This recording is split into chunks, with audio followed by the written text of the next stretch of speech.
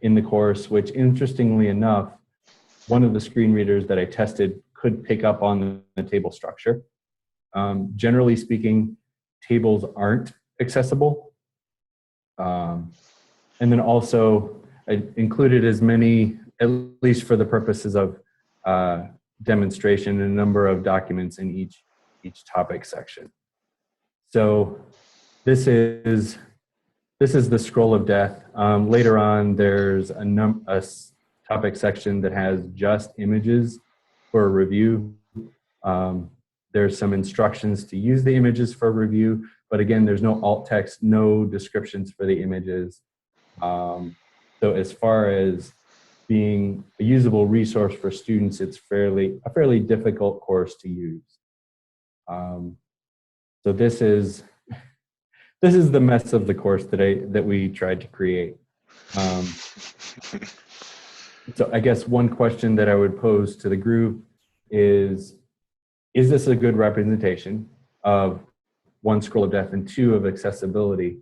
And related to accessibility, are there things in this course or that are not in this course that you've seen at your institution?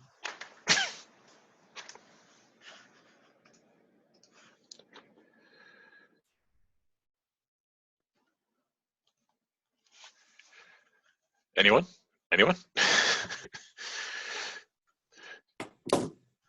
So I think one of the other things that we had talked about briefly at HackDoc regarding accessibility issues that people had come up with was less the overall course design and more the printability of quizzes and interacting with quizzes. So we didn't try and solve that particular problem here, although we did come up with some suggestions as a result of HackDoc, where we documented how you could embed a quiz, how you could better print a quiz, including Christy's suggestion for embedding it in the book module, which actually works quite well. All right, well, if there aren't any questions or thoughts about the scroll of death course, why don't I go ahead and jump to the first fix? Sure. All right, so a couple things were done to fix the scroll of death. One was to make the syllabus an online document, so it was taken from a Word file that had to be downloaded into a web page within the Moodle course that could be read. And generally the fix for this course is mostly for scroll of death. This is the main difference between this one and the last one is that the layout was changed to show one topic section per page rather than show all of the sections on a page. So if a student clicks the link, then they just have that section. The other thing that was done within the individual sections is that all of the documents are grouped into folders. So touch down on clutter. The students can get to the documents by clicking on the link, and then they can download the folder if they choose. The one thing that I'll note about this format is that it's more suited to a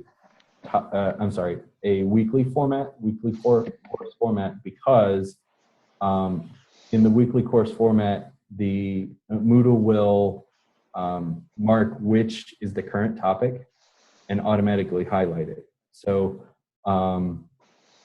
that's helpful. It doesn't function that same way with the topics format. But you can navigate either one by one through the weeks, or there is a menu for a drop down to jump to a specific section. So that's one way that we fix the scroll of death. And also, as far as accessibility goes, rather than using colors, we used styling, so headings, and then also alt text was added to the images. And I need a window real quick.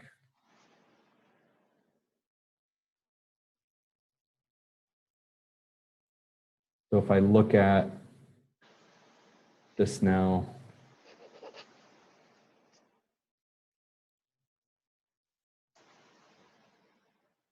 The interesting thing, even though Addo requires a description, requiring a description doesn't necessarily mean that the alt text is helpful. So I guess one recommendation would be, as far as, let's see, where is the, so for this alt text, I added this description of, and I don't know that we'll be able to see the whole thing, but a description of what the image was, not necessarily the file name, which really wouldn't be helpful, or a description that says a fruit. So I guess the recommendation for the alt text would be make it as descriptive as possible. But at the same time, you don't want it to be a paragraph. So as descriptive as possible, being as concise as possible, if that makes sense.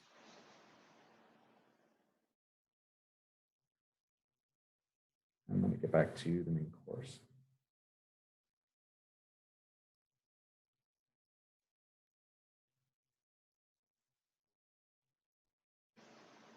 So that was the fix for this course, basically changing the layout to show one, and I'm seeing all of them because I have editing on at the moment. So the fix for this one was to show one topic per page rather than all of them. I don't know if we want to take a break and if there are any questions or thoughts, or we can move ahead to the next fix. Yes, I guess, so I just would note real quick, for each of these fixes, we started off with this one as fixing the scroll of death in just using canned Moodle. So you didn't need any additional plugins or modules in order to do this. You could just use what was out of the box. Mm-hmm. I have a quick question. Sure. So for like where it says Botany 101.01, Dr. Leonard Horatio McCoy, those are more than just text sizes and bolding, right? Those are actual, like the paragraph, the heading. Correct. Settings, and is that better than for most screen readers accessibility? They'll understand that better than say bold or something else. Right. So if you are trying to set up hierarchical structure in a document, a screen reader will be able to tell and be able to read if it's a heading 1, if it's a heading 2, and that will tell the reader, or the listener rather, that there's some structure to the document rather than just a big block of text. Awesome. Good to know. Thanks. Welcome. I think one of the things that we talked about back at the Holy Cross Hack Doc when we were discussing accessibility and the default text editors was Auto by default limits you in terms of what you can do. So the out of the box Auto as a replacement for TinyMCE is really not going to give you a tremendous number of options to use in terms of formatting text. I think it gives you headings, but it doesn't give you colors. Right. It doesn't give you different font families and those sorts of things. So it really just kind of narrows it down. And that in and of itself, by forcing people to use more semantic markup, is going to make it better. However, the thing that we've run into at Lafayette is then, actually, I shouldn't say however, I think the thing that we ran into at Lafayette is it then forces a good conversation amongst instructional technology and web dev to say, is it a good idea to add this feature? So if we add colors, what does that mean? Does that mean we have a conversation with faculty saying this is when you should use it or when you shouldn't use it? Should we even allow for highlighting? So as we turn on each of these features, we actually make a conscious decision whether or not we're turning it on. So Andrew has a question in the chat about how accessible the jump menus are. I don't actually know the answer to that one. So Jed, did you? To be honest, I haven't tested that. I could, let's see here. We can do a live test. How about that? Woohoo! Hey, Ken, can I ask something? Sure.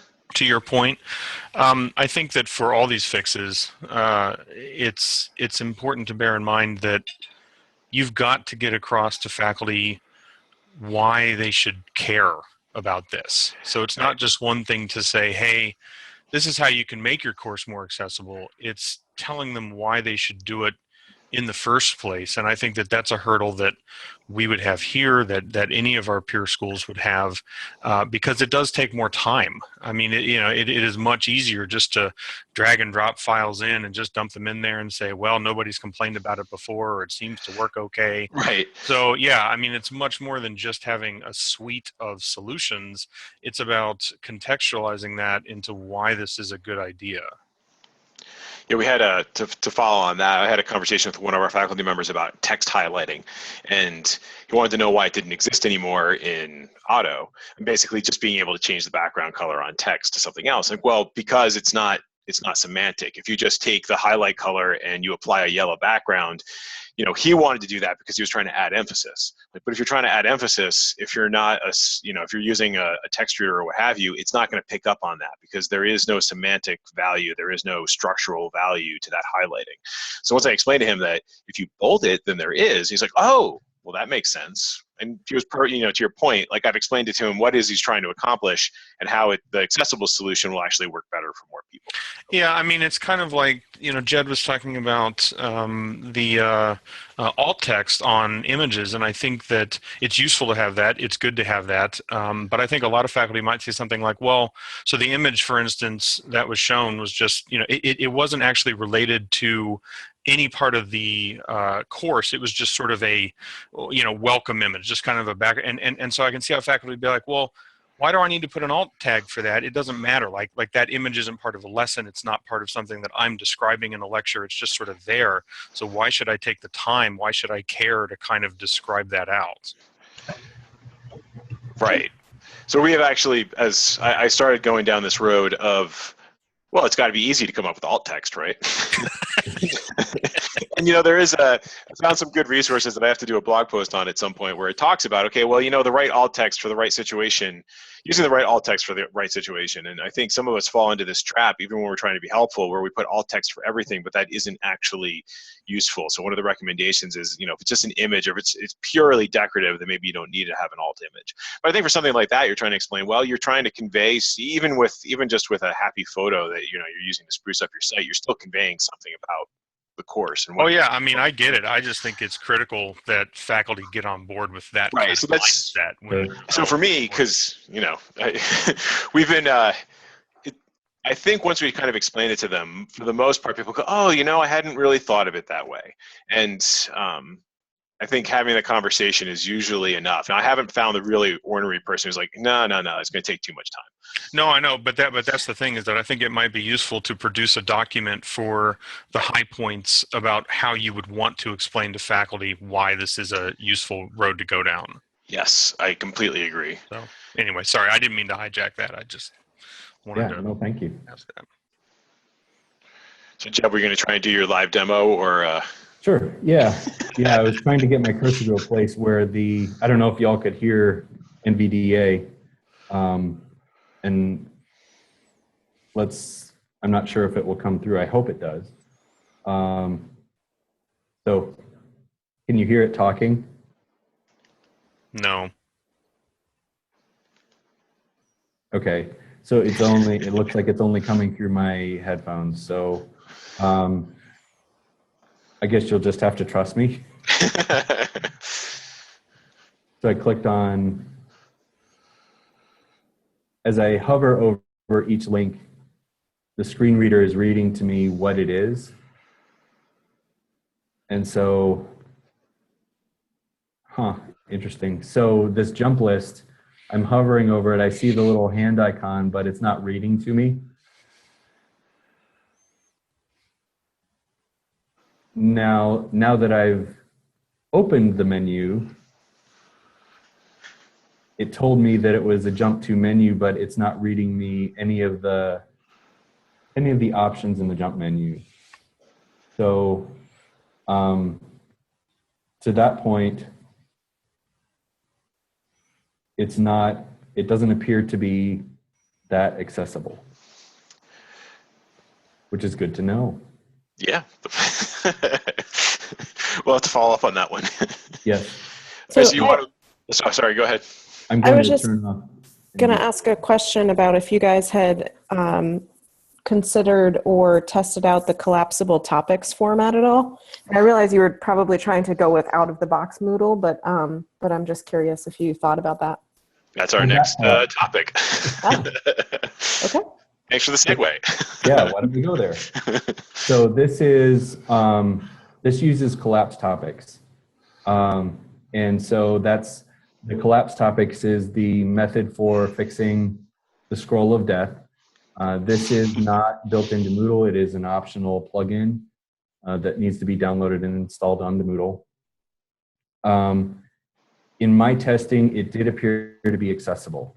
So the screen reader will read all of the toggle buttons. And the one thing that I will note is that in the settings for collapsed topics, you can have it say that this is a toggle. Or you can put, if you don't do that, you can put the word toggle into the topic heading. I would do one or the other. If you do both, then the screen reader will read foundations toggle. So do it one way or the other. And we can look at, if we go to the course setup real quick, I can show you that.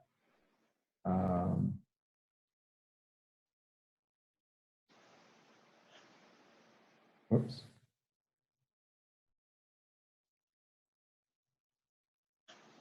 Come on.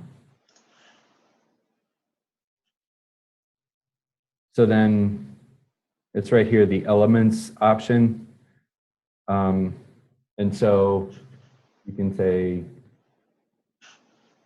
either just toggle, which wouldn't give the user any clue about what was in that topic section, or just the topic. I've chosen to do, well, you can see my choice here. And the reason that I chose that is because then the screen reader will read that it's a toggle, giving a clue to the user that they can click on something or use the screen reader to open something. I actually had put in the topic section the word toggle, and that's how I found out it reads it twice. So I had to go back and change that. So then the user would come and open the section that they want. And again, this is similar to what we saw in the other courses, is that all of the documents have been collapsed into a folder. And then also one other thing I didn't get to in the last one, this review, there is an optional plugin called Lightbox Gallery. And what that does is gives you a way to group images. So the student would click on the link, and then they have this, so they click on an image. It's kind of like you're familiar with WordPress, how it displays images, or Flickr does something similar where you've got the image with a next button. In my testing on this page, the screen reader will read the captions. And for this test, I just copied the alt text that was with the original image into the caption. When you click on the image, it reads both the caption and the alt text. So you get a duplication. I'm not sure how to fix that with a screen reader. It kind of, at least as far as I could get, it is what it is. But it will read the information in the caption that you have, as well as the alt text. So that plugin does appear to be accessible.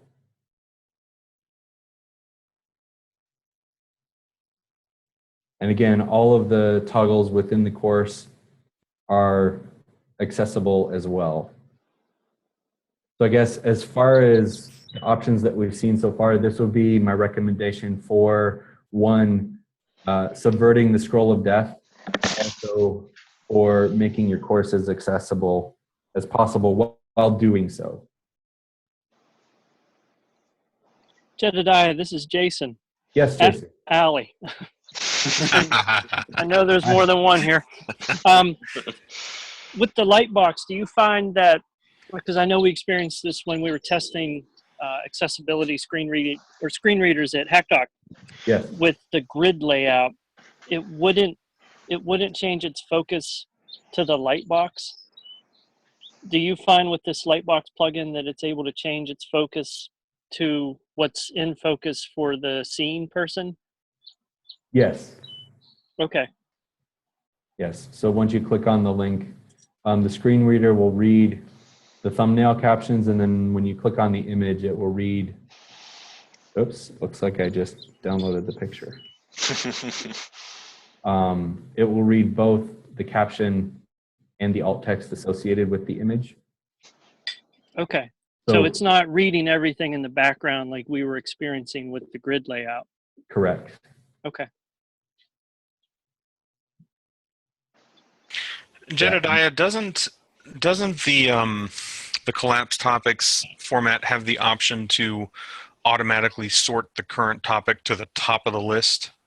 I think so. So. Yeah, which is further nice in terms of Yes. defeating the scroll of death, Yeah, so there are options within collapse topics to actually make it a weekly, even though it's right. Yeah, you can make it a weekly thing. And then just edit the name of the, edit the header. Yeah. Correct.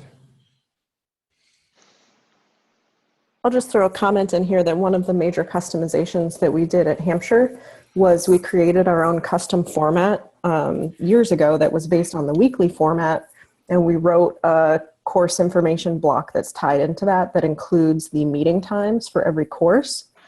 And so it creates a section basically for every time the class is supposed to meet. And then one of the customizations that our student worker just did to that last year was he basically integrated collapsible topic functionality into it without all of the color adjustment settings and things like that the collapse topics format has to offer. And it's been going really well. Awesome. Yeah, so this setting here on my screen is what Jason was referring to. Sims. Where you can say you want the current week first.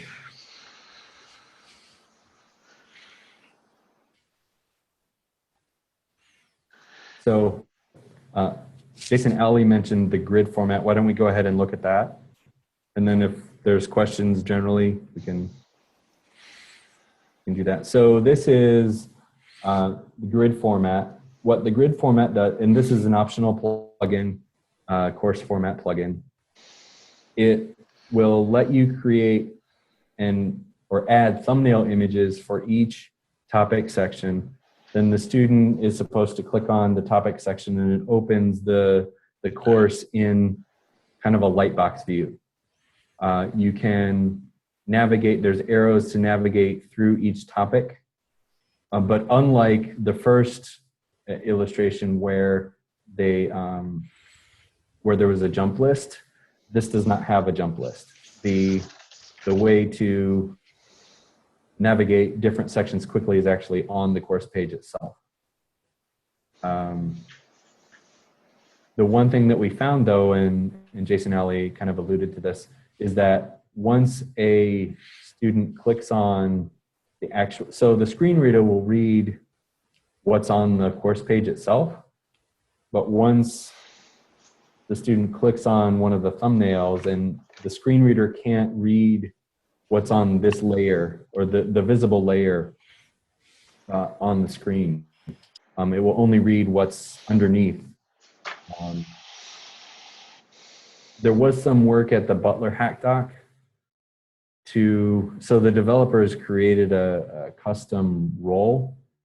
And I don't know if Ken wants to talk about this a little bit, but you can set a role that will force this topic for that specific user to be a topics course view rather than the grid. It only works with the grid format course. And from what I overheard, it wasn't the easiest thing to work with. So, it was actually it was a custom profile field. So you end up creating this custom profile field, and I think by the end of it, we documented all this, thankfully. But by the end of HackDoc, we had determined that we could create a radio button that basically, in the user's profile, they could go into their profile and say, accessible grid or something like that, whatever wording you want, but you have to make it specific enough to the grid format to basically indicate in your profile, I want to use the accessible version of the grid format. And if that is toggled, then grid format will display as a regular topics course, and this content doesn't display in this way. So it would be an equivalent presentation. The challenge is that it's only for this particular course format. No other course format would be aware of that unless the format itself was extended to reflect that field. So you'd end up, I don't think there's any intention to have a universal flag for this. It was very specific to the course format.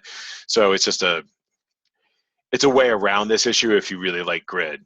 And I think that our ultimate conclusion was, if you're going to do this, if you want to make this course accessible, you're going to need to implement that custom field. Right, so grid really, for all intents and purposes, is a better fix for scroll of death than accessibility. Right. So while we were talking about accessibility, I think, well, I guess first of all, are there any questions about grid format? I'll just say, and this has nothing to do with accessibility, of course, but we use it here for a few courses, and it works really well. Like, people seem to like it, but that has nothing to do with accessibility. Right, and there is a workaround. So I mean, right. I think it's worthwhile to put in that custom field, but it was kind of a pain. I mean, it took us, I don't know, probably about an hour of false starts before we nailed down exactly what the right answer was. I will say, with regards to accessibility, we've been focusing a lot on visual impairments. We did talk about colorblindness and some different tools for assessing, how the site looks like with colorblindness. So I think we would want to put together perhaps like Jason was saying, in addition to having, or I think it would be useful to have a best practices document for faculty. I think it would also be useful to have a tools document for everyone. And some of those tools are going to be more technical than others. There's a variety of different tools you can use for assessing the accessibility of a page that are probably like extensions for Chrome that you can install, and then it'll give you a report on either different segments or the entirety of the page. I don't know that faculty are going to go in and use that tool, but they might use the color blindness tool that allows you to simulate what the page looks like with various kinds of color blindness. The other thing we really didn't delve deeply into was audio or video accessibility, uploading an audio file into Moodle and then providing a transcript for it. We didn't delve into those topics, but those seem like next logical steps, I think. Yeah, then we start getting into, with the video, Right. copyright and streaming and all sorts of fun stuff. Right, so in some ways you might say, and your institution should rely on with the accessibility options for your particular institution. But I think even then there are perhaps some best practices that we've seen, if you're using Kaltura, maybe you should consider this. If you're just uploading audio and video, here are some things to keep in mind. Yeah, I think that would be helpful for faculty. I would second that and just say that we can't let perfection get in the way of progress. I mean, we know that we can't produce documents that are applicable to all of our peer schools or people who might want to read it, but I think we can put together some solid best practices that are effectively universal. I agree, and I think this is actually what Jed put together here is a nice way of doing it, where we kind of have a progressive documentation, right? So here's base Moodle, here's the problem in base Moodle, here's the fix in base Moodle. Now, if you happen to, be in the market for streaming solutions, here are some things you might want to consider, right? Like, so if you need video, well, why don't you use YouTube, because it has a pretty good transcription service. And then you could offer several different options above and beyond what you would get in the baseline.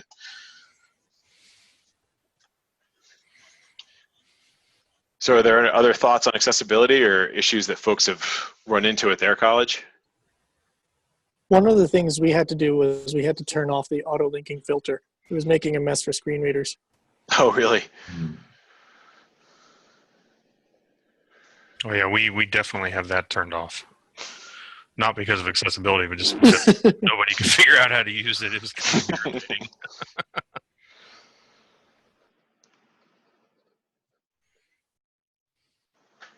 Yeah, we had an awesome one for that where we had a faculty member who had hyperlinked some text to point to a YouTube video, but the text was important, right? So the filter would run and it would embed the video over the top of the text. Like you could no longer see the text. Wow. Just to get you into trouble. I don't understand. I've never seen a successful use of that, although I'm sure maybe somebody could show it to me, but I've never seen it happen. Are there other things you've come up with?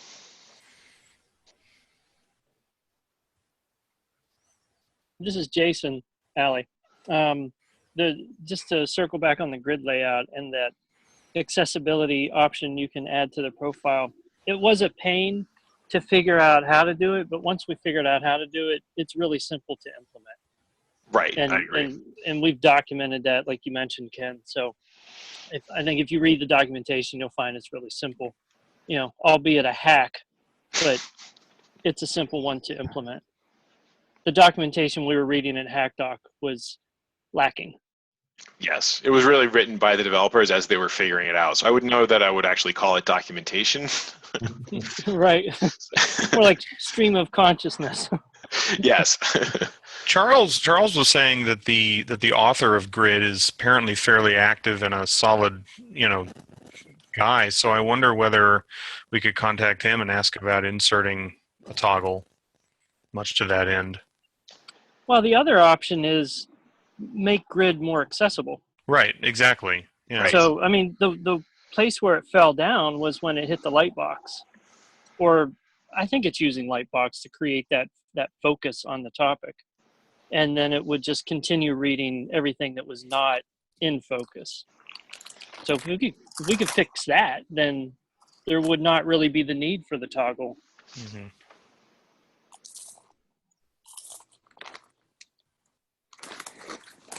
So in terms of next steps, there are a couple of things that we already did at HackDoc and that I'm going to go and turn it on right after this meeting. So we created an accessibility channel in Slack. So if you do run into accessibility challenges, you can jump into Slack and go to the accessibility channel and throw out questions there. We're also going to create, I've already created, I just have to make it visible, an accessibility forum on the CLAMP Moodle Exchange. So hopefully we can continue the conversations there. We're also planning to move the demo courses into a more permanent location. We haven't identified what that's going to be yet, but my guess is it's probably going to be the CLAMP Moodle instance. We'll just create some new courses and then link to them from appropriate places. We're going to turn basically aspects of this presentation into a best practices post for the CLAMP website.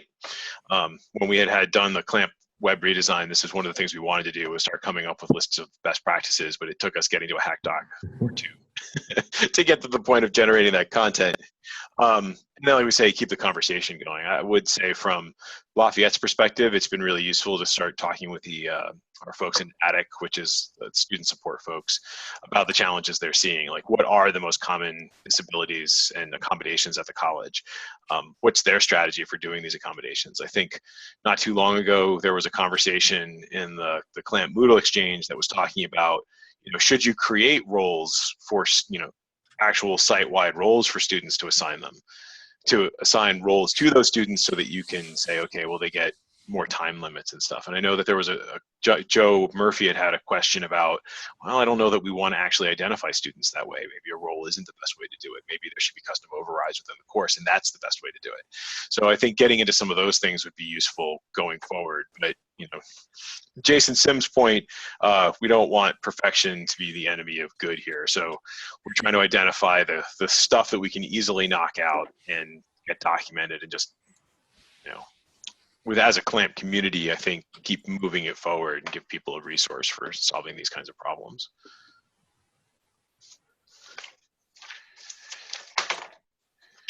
So anybody else have any questions or things they'd like to see us tackle? I wanted to know if anybody has orientation material for helping students who have accessibility concerns get on board with their online course materials?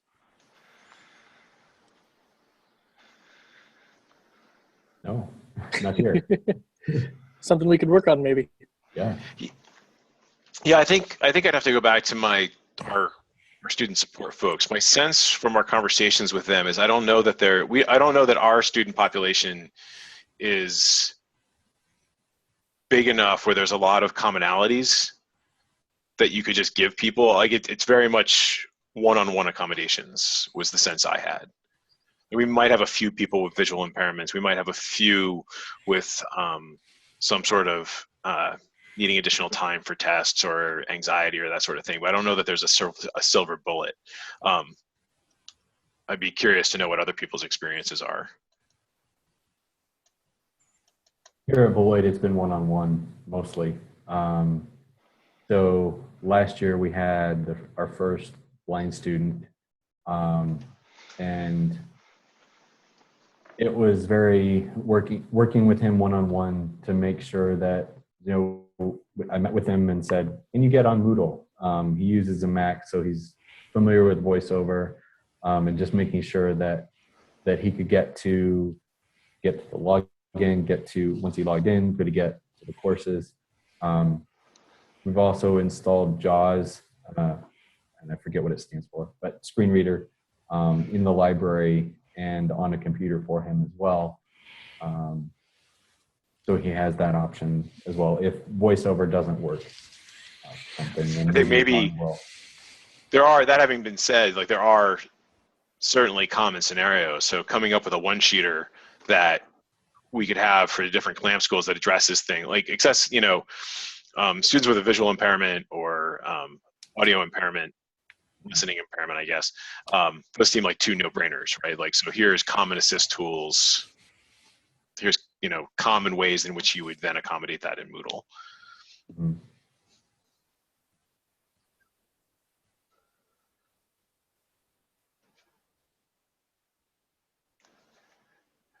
Other questions or suggestions?